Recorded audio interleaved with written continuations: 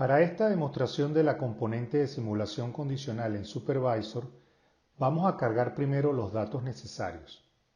En este caso, los datos corresponden a leyes de oro en dos dominios. La jerarquía establecida es de ley sobre dominio. Sin embargo, también se puede utilizar la jerarquía de dominio sobre ley en la componente de simulación condicional. Una vez que los datos han sido cargados en Supervisor, simplemente hay que agregar la componente de simulación condicional utilizando el botón derecho del mouse. La componente de simulación condicional automáticamente selecciona la ley de oro e inserta la forma de modelar los valores extremos y el variograma en cada dominio. El modelo utilizado para el extremo inferior y superior es lineal por defecto y utiliza los valores mínimo y máximo de la ley en el dominio correspondiente. Otros modelos pueden ser utilizados en Supervisor para este fin, pero por ahora usaremos modelos lineales con los valores máximos y mínimos de la ley de oro. El variograma experimental se calcula utilizando los valores gaussianos equivalentes de la ley de oro en cada dominio. El ajuste debe ser realizado siguiendo las prácticas usuales de ajuste de modelo de variograma en geoestadística.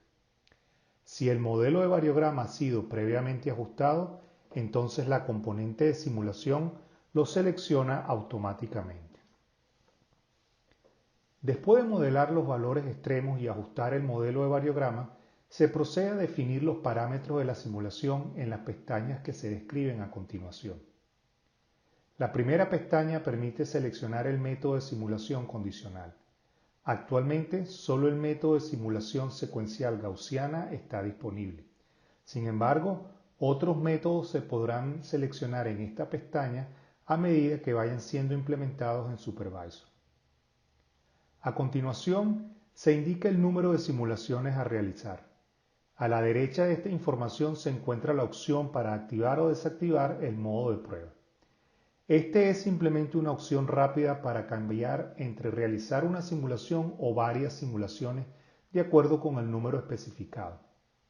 Seguidamente se puede seleccionar entre kriging simple u ordinario para uso en la simulación secuencial y finalmente se selecciona la ley a simular. El resto de las diferentes opciones en esta pestaña se utilizan para definir la localización espacial de la información puntual o nodos en los que se realizará la simulación condicional. Actualmente existen tres maneras de hacerlo: crear una malla de puntos a partir de una determinada región, de un modelo de bloques o a partir de un archivo existente en formato CSV.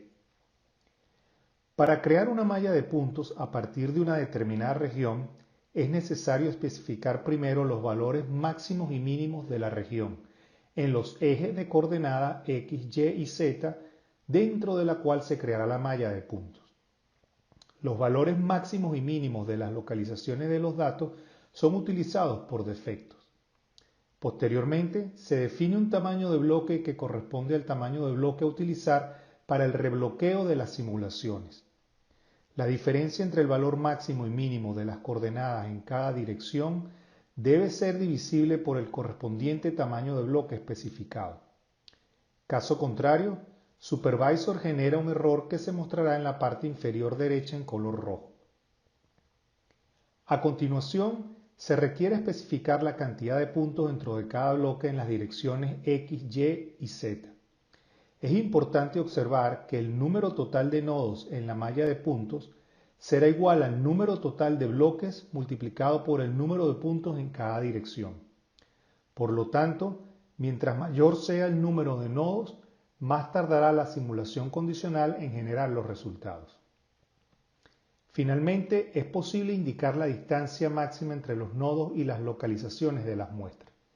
Cuando se utiliza, cualquier nodo que supere la distancia indicada no es generado, lo cual contribuye a reducir el número de nodos y el tiempo computacional. Cuando los nodos son generados a partir de un modelo de bloque, las coordenadas máximas y mínimas son generadas automáticamente. Solo se requiere especificar el número de puntos dentro de cada bloque. Al utilizar esta opción, los nodos son generados únicamente dentro de los bloques del modelo. La última opción consiste en leer directamente desde un archivo CSV la definición de los nodos indicada por el usuario. La pestaña siguiente corresponde a las especificaciones para el rebloqueo. En esta opción se puede considerar tamaños de bloques distintos al especificado anteriormente y que se considera el tamaño de bloque por defecto para el rebloqueo. Los tamaños de bloques pueden ser generados o especificados directamente en la tabla a la derecha. Los resultados para cada tamaño de bloque se generan y reportan por separado en Supervisor. La pestaña Boundary permite combinar datos de distinto dominio y producir simulaciones con una transición suave entre dominios. Las columnas corresponden al dominio en el cual se hará la simulación, mientras que las filas corresponden a los datos que se utilizarán. Para combinar los dominios se utiliza la letra M en cualesquiera de las celdas en blanco. Esto le indica a Supervisor que al simular el dominio indicado en la columna, se utilizarán los datos indicados en la fila correspondiente.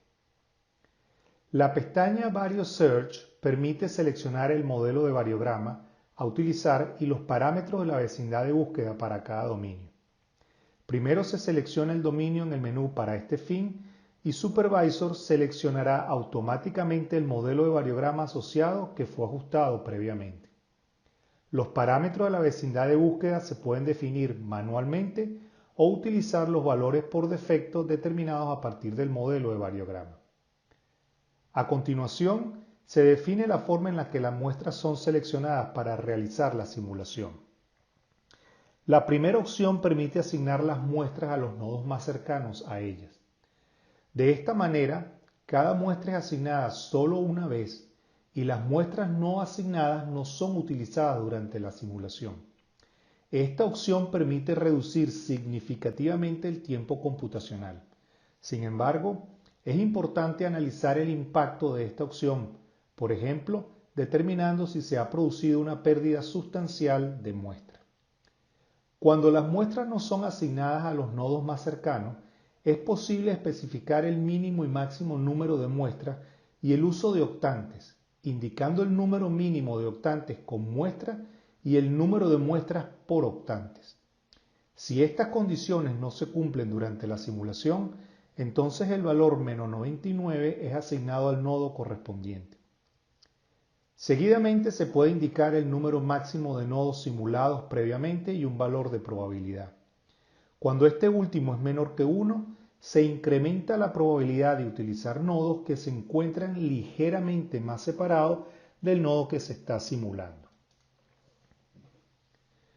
Una vez que han sido indicados todos los parámetros, se procede a realizar la simulación presionando el botón de actualizar.